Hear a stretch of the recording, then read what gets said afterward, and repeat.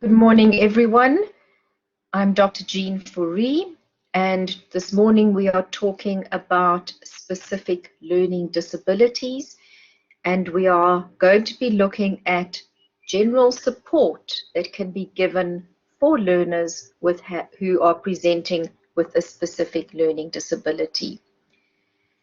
You will remember from previous lectures that a specific learning disability affects various processes, psychological, cognitive processes that are taking place continuously for learning to occur in our brains. And the processes relate, and I just ask people not to change the slides, please. Don't touch any of the connections. The processes, the psychological processes relate to perceptual difficulties. So our perception must be working. We need to be able to attend to the task at hand. We need to be able to see what we are reading, to hear the speech and language, and our memory must be working. So our memory skills, our understanding of short-term memory and long-term memory, how it works towards learning is all getting unraveled as scientists are understanding these things. But specific learning disabilities relate to difficulties with reading and writing and spelling and maths. So what I'd like to do today is to go through some of those skills that you can put in place in order to assist learners with their perceptual, attention, memory, and reading difficulties. We are speaking specifically here about specific learning disabilities. So these are children who are having difficulty with reading, writing, spelling, and maths. When we are supporting these learners, we need to be cognizant that the learner who has a real underlying deficit in their cognitive functioning is not lazy. They are simply not able to do the academic work that is required. Their brains are wired differently.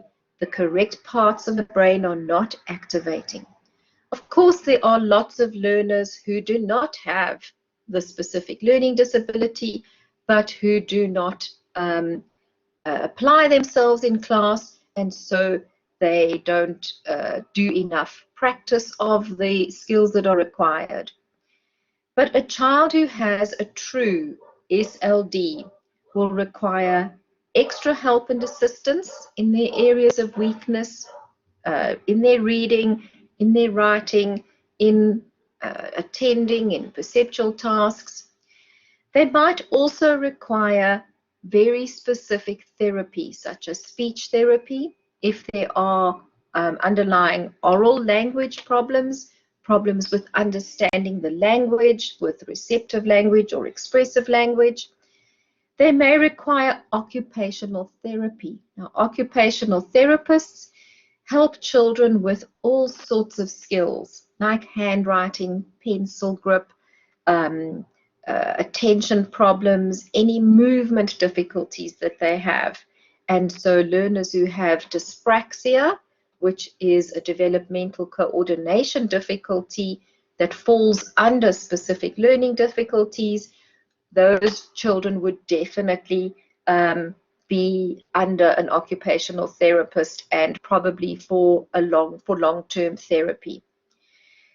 These children with specific learning difficulties may need extra time to complete work. Their work pace is generally slow because it's taking them a long time to decode what they read and a long time for that processing of the information to go through the brain and come back out as something that's written, maths, or something creative. And so therefore, because there are difficulties that are happening at the input, the processing, and the output stages, they might need information to be repeated many times before they fully comprehend it. So often these learners will read and reread and use highlighters and use different colored pens and pencils, and different ways of trying to get to understand the information. And generally, all learners who have any kind of disability or mental illness, specific learning disabilities, generally function better with clear, stable routines in their lives rather than erratic lives that don't have clear times when things happen. And this is also advice that you can give to parents to ensure that there are clear routines as to what is happening at specific times of the day. And for all learners, but very pointedly for learners with SLD, information should be presented systematically and in a very well-structured manner. So they want things to be clear, not muddled. Remember, they're having difficulty understanding what is being presented, so they have difficulty putting it into some kind of format in their brain that they would understand. So it is up to us as the learning support or remedial teachers that we present and we structure the information that they need to learn very clearly and very specifically. So I want to have a look at some detailed strategies to give you some ideas of the things that you can be implementing to assist learners with SLD. Remember that these are all strategies that you can add to an individual education program, an IEP, which you would be putting together for a learner that is presenting with some kind of difficulty. And we're going to start with perceptual difficulties because the perceptual process, the sensory processes of seeing and hearing and gaining the information into the cognitive system needs to be clear.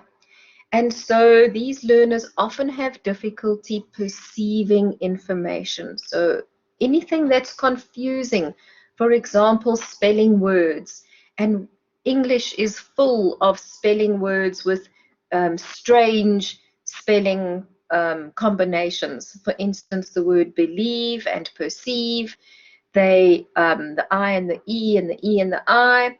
This is a common combination that learners would battle with. So what we would do as remedial therapists is find ways to highlight, to make those combinations much more clearer so that the learners don't get confused. So teachers have various different ways of doing this, with bolding them, highlighting them, making them larger, finding ways to have groups of words called word families that go together, and then teaching the learner to perceive, to discriminate between the different combinations and the different patterns in the words.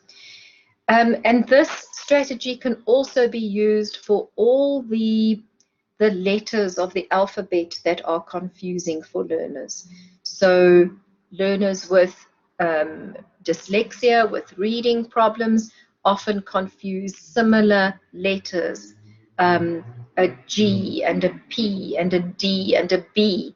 They all have very similar looking shapes, and a learner with dyslexia often does not have form constancy, so they do not see that that shape must be constant, on the page in that spatial orientation. So a B or a D could be the same thing for them, and their understanding of 3 dimensions is different from an everyday reader. So for them to manipulate and see sounds in different dimensions of space is quite easy, and that makes it very complicated for them to do reading and to keep the same understanding of letters and words. So we use a variety of different material and media, and teachers get very creative in having concrete aids, things that can help with learners' perceptual difficulties. So if you have aids that they can touch and feel, sandpaper letters, different media that one uses, then these will all enhance the learning of various abstract concepts and of perceptual difficulties. Perceptual difficulties tend to go hand in hand with attentional difficulties, and learners with SLD often have difficulties attending to information. So information that is presented in very long, complex segments, complex format should be broken down into smaller segments that will allow the learner to concentrate on limited amounts of information at a specific time.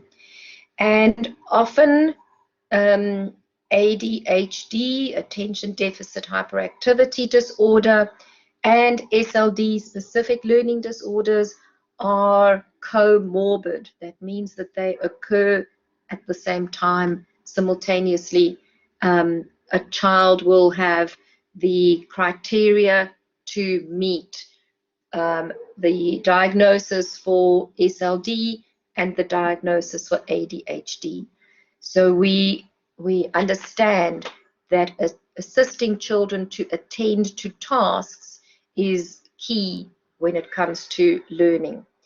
And these learners often are easily distracted. They often have difficulty attending to tasks for a specific period of time. So we teach them how to attend, and you do this by ensuring that they concentrate for a small period of time. You might start with a small period, like 3 minutes, move it to 4 minutes that they need to attend to a task. A useful thing to have on the child's desk is a timer of some sort, so that they can clearly see when the time is running out and they have to attend to the task until that timer has run out. And we use various different prompts and cues to draw children's attention to important information. So the use of prompts is also useful for for developing perceptual understanding and perceptual skills. So one could have written cues where you are highlighting various directions or things on a test or an activity worksheet that they must pay special attention to.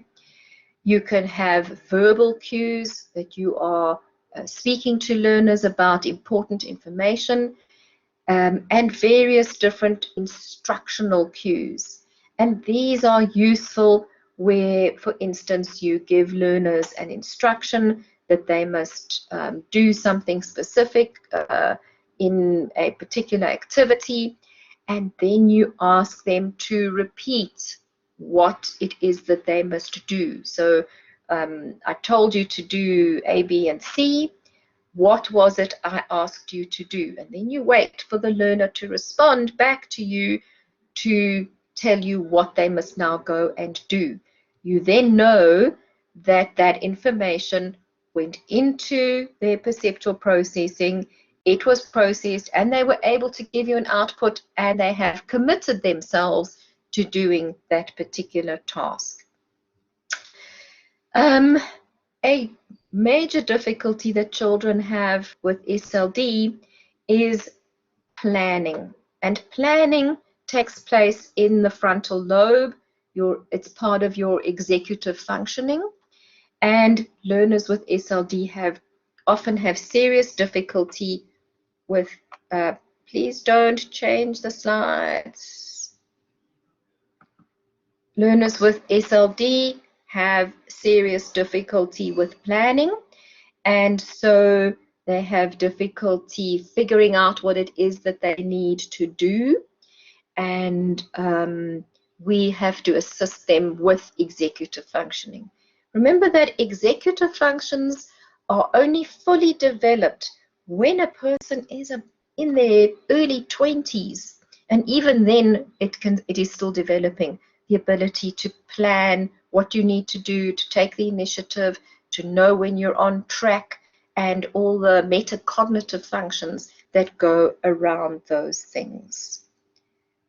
Okay, the next thing I'm going to look at is some strategies to assist with memory difficulties. So teachers need to teach learners who have SLD, specific learning difficulties, strategies of how to increase and how to improve their memory, because memory is a huge deficit in SLD. Learners are having difficulty processing information in their working memory and converting it into long-term memory, and then retrieving it back from long-term memory into short-term memory. So we assist by various different strategies. For instance, chunking is where large strings of information are broken down into smaller bits that one can remember. And as teachers, we do chunking all the time. We take complex information, complex terminology, words in whichever subject you're teaching in, and we break it down into smaller, manageable segments for learners. With SLD, sometimes the chunks need to be even smaller than the average child. We do another strategy called rehearsal, and rehearsal is where one is teaching the person to repeat the information, and they can repeat numerous times by speaking softly to oneself, speaking the information over and over again, and one does a rehearsal in one's own head when you are doing your own inner speech. So assisting children to understand that this is a strategy that they must use is what we do as remedial teachers. We assist learners to understand that the information does not stay in your head if you have heard it or seen it or read it once. You need to go over it numerous times. We also teach elaboration, and elaboration is where we are trying to ensure that the information is meaningful for the context of the child. And we go back to theories of Vygotsky, for instance, who said that we need to work in the child's zone of proximal development. So in that zone, we are adding new information to the old information that the child already knows. So we need to know what is their context, what can this information be hooked onto. We call them memory hooks as well, where we are trying to hook the memory onto something that is already a well-established memory in their long-term memory banks. And we do this by elaborating on the information and giving more context to the information that is meaningful to that child's specific space where they are. Another useful strategy to improve memory is categorization. So information gets categorized and grouped together. For instance, you can give an activity, and remedial teachers do this activity of categorization, where they will give a list of words to a learner, and the list could include animals and objects and flowers and vegetables and food and so on, in a jumbled up, muddled list of all these things. And then you ask the learner, how are you going to remember all this information? And the way, and then test them to see, here's a list of words, write down, I'll give you 1 minute to read through the words, write down this list of words that you can remember. And they usually cannot remember too many of those words. And then you teach a strategy of categorizing the words into all the food groups and all the objects and so on that are in your list. And you can make up these lists quite easily as you go. So it's a very useful, quick strategy to use in remedial sessions to teach learners how to put information together that relates together, and our brains then hook all that information together, and you are able to remember it much, much easier. So for learners with SLD, it's important that we give them direct instruction of teaching concepts. These learners often have difficulty with inferential learning, so they're not just understanding meanings that are inferred. Things need to be directly explained and nice and clear for them. A useful strategy is to present information in more than one mode. So, for instance, verbally and in writing, like we're doing in our lectures. You see and hear us, and we have PowerPoints so that you can also read the information at the same time.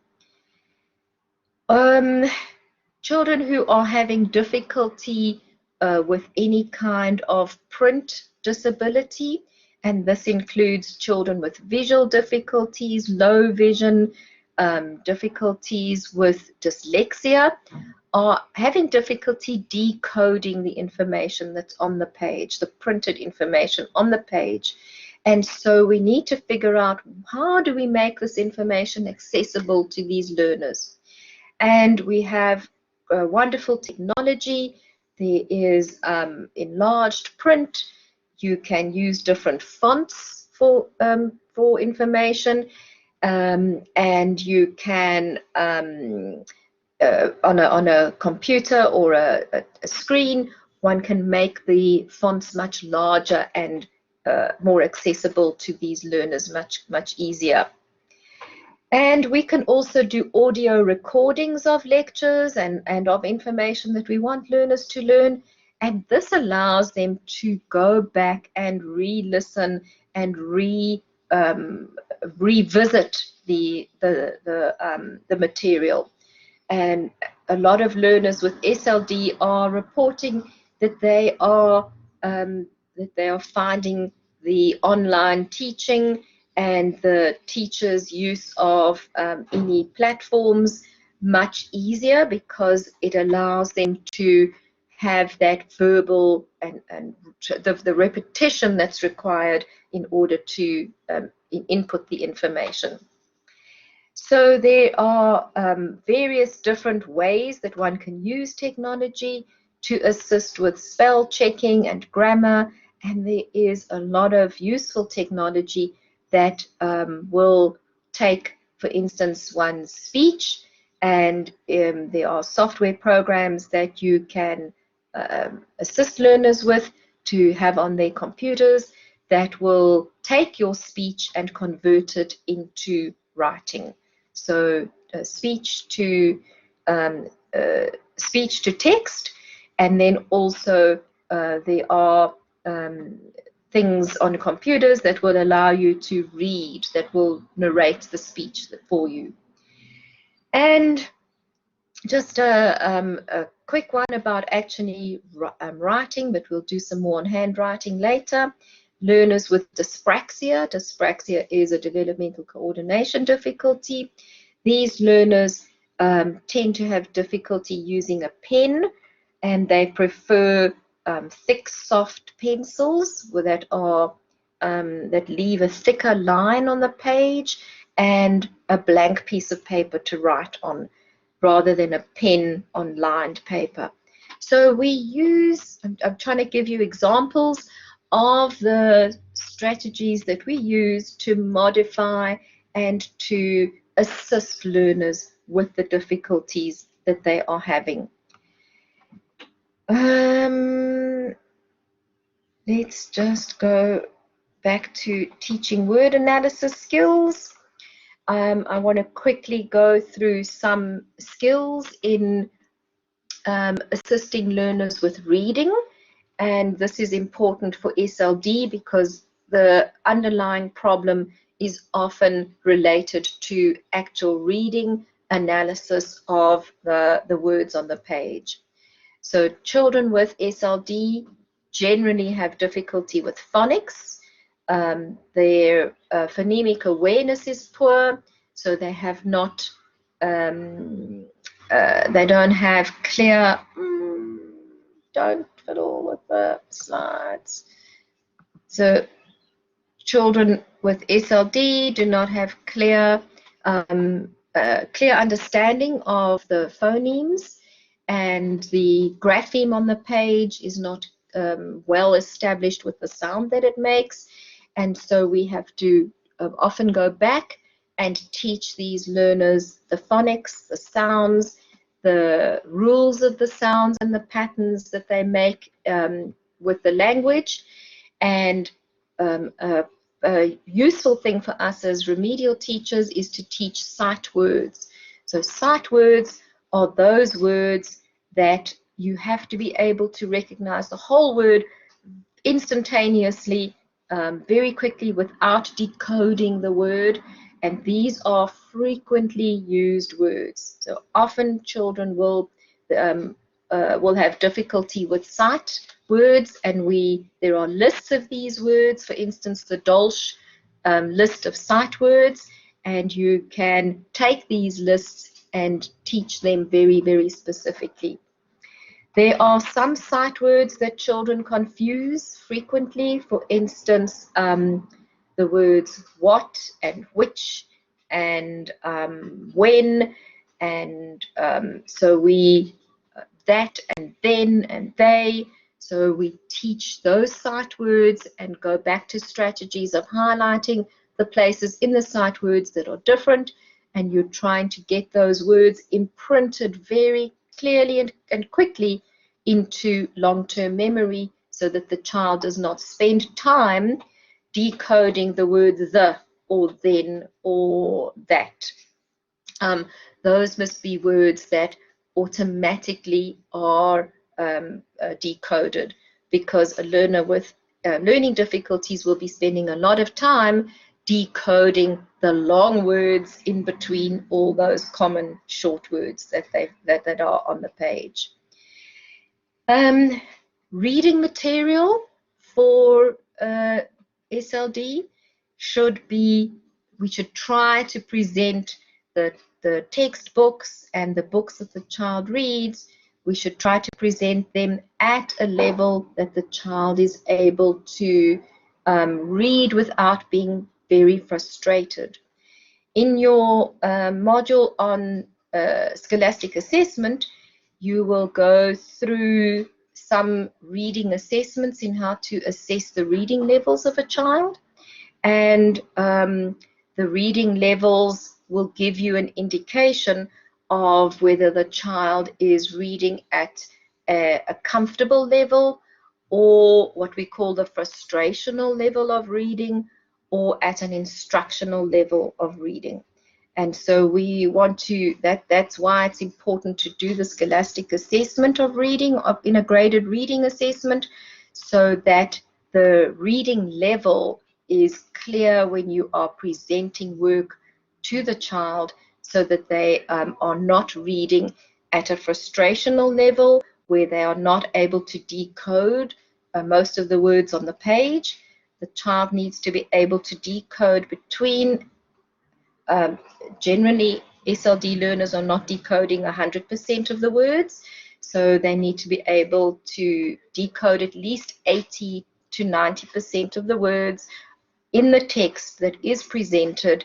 Otherwise, they are functioning at a lower level, and then the material is too frustrating.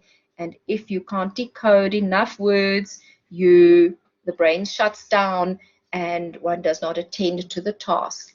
And you don't remember the words that you've already decoded because you're spending so much time decoding the words that you are stuck on.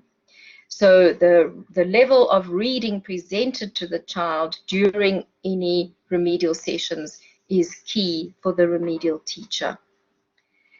And we also use illustrations. The drawings, books and textbooks come with wonderful illustrations, and all of these are useful for learners when they are trying to make meaning of the text. And so we teach them to use the illustrations. And then a key thing that good readers do is that they are very good at seeing the beginning and the ending of words. And so we use what's called the context cues in the word itself, the phonics, and we use those in order to make meaning of the text that we are reading. So I'm going to put up a slide, and I'm going to give you a minute on your own to read the next slide aloud. You're not going to have your microphone on, otherwise we'll have chaos. So you're going to keep your microphone off, and you are going to read this next slide of words. You're going to read it aloud to yourself and see how you do.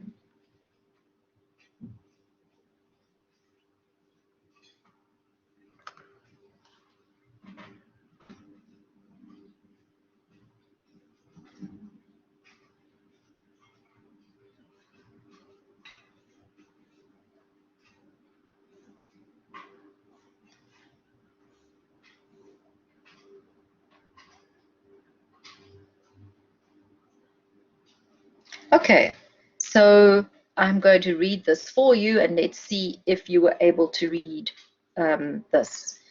I couldn't believe that I could actually understand what I was reading. The phenomenal power of the human mind, according to a research at Cambridge University. It doesn't matter in what order the letters in a word are. The only important thing is that the first and last letters be in the right place. The rest can be a total mess, and you can still read it without a problem. This is because the human mind does not read every letter by itself, but the word as a whole. Amazing, huh? Yeah, and I always thought spelling was important. So you can see that as remedial teachers, the beginning and the ends of words are very important for us to draw learners' attention to, because that is how we are decoding words as good, quick readers. So reading is not only about decoding words, it's also about teaching reading and the understanding of what you are reading. So we want to understand what's called the deep meaning behind the superficial words that are on the page. And in order to do this, we actually have to teach learners very specific strategies. And some of the strategies I'll go through now. So we teach predictions, predicting what is happening, looking at the pictures in a book, looking at the headings and the titles and graphs and various other illustrations. And so we activate prior knowledge. We spend a bit of time looking at this, looking at the front cover of a book or the drawings that are in a particular chapter in a textbook that needs to be studied. And when we do this, we are activating the prior knowledge that the learner has. And the prior knowledge is allowing us then to build in that zone of proximal development the new knowledge. So predicting, what is this going to be about? What do you think this book or this subject will be about, is a good metacognitive strategy. So we ask learners to ask themselves, and we ask them questions. What should we be attending to now? What do you think is going to be the most important information that is going to be presented here? We can also prepare advanced organizers. Advanced organizers are the kinds that sometimes teachers call them worksheets.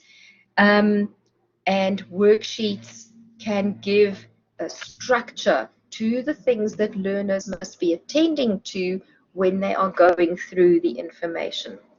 So we can review the advanced organizer and say we're going to be looking at the storyline here. We want to know who the characters are. We want to know what the ending of the story is, for instance.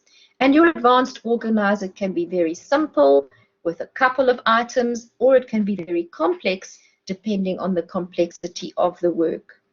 And we teach children using the advanced organizer how to tackle big chunks of work, how to tackle their learning.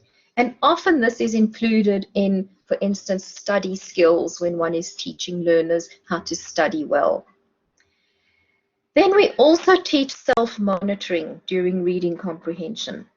Am I understanding what I'm reading? Do I know what I have read?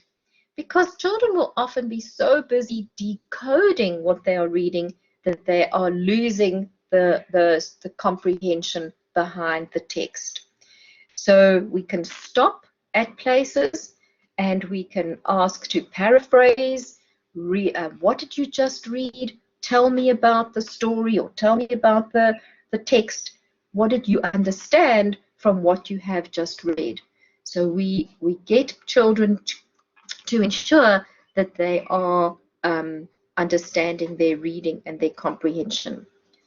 Okay, so I'm going to do one more slide and then we're going to stop there for now.